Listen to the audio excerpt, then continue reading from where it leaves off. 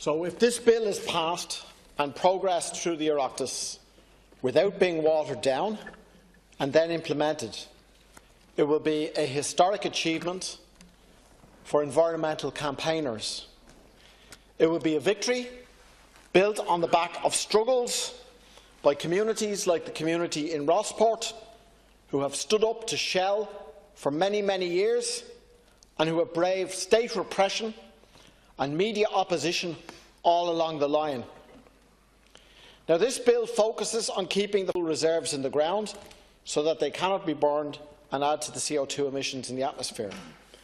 I want to focus on some other measures which the state could take on fossil fuels to reduce emissions and decarbonise the economy. Ireland is on track to miss its emissions targets for 2020. In fact, we may have an increased level of emissions, and is also on track to miss its targets for 2030. Even though these targets are on the lower end of the scale of what many scientists think we need to achieve, we are still on track to miss them.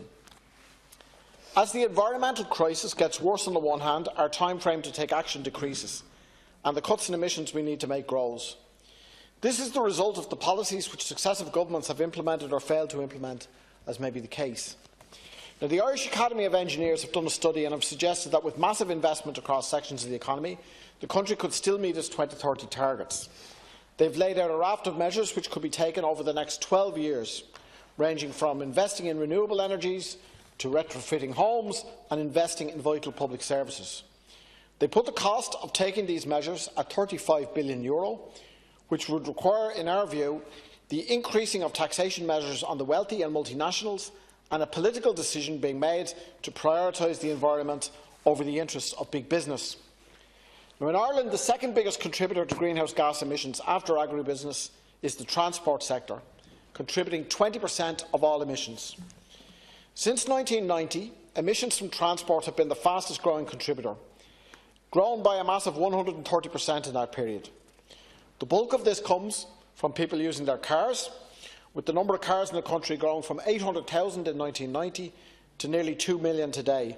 Nearly 75% of all journeys taken are taken in cars. The answer to tackling this is to invest hugely in public transport. Instead, the government seem to be doing their best to drive people away from it. They have underinvested in the service, as we have seen in Bus Éireann and Inroad Éireann.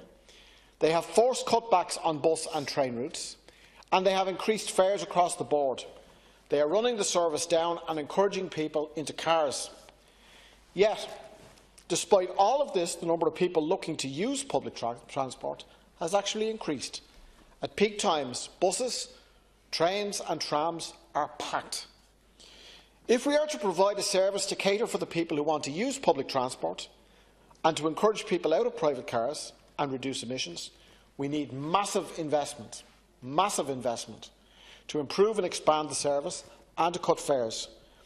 There are success stories around investment in public transport we can look at.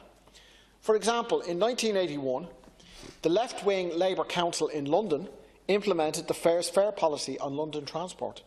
Fares were cut by a third before they were challenged in a court case. However, the result was clear. During the period in which fares were reduced, the use of public transport increased, and increased very sharply indeed.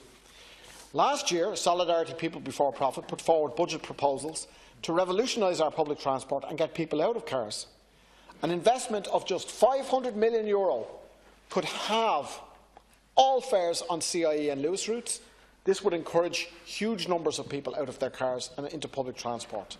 We are repeating this call tonight. We also proposed reversing all public transport subvention cuts. This would cost just €90 million. Double the subvention, increase the services and slash the fares. These examples show that tackling climate change is not just an issue for environmentalists over here, while workers and people campaigning for better public services campaign over there. Both of these struggles are intrinsically linked and need to come together. For instance, bus workers like those in Bus Éireann battling the company and the government against pay cuts, cuts to routes or conditions, might also argue that in fact more investment is needed to improve the service because of climate change, We need more bus drivers on decent pay and conditions to improve the service and tackle climate change. Likewise, I'll finish on this.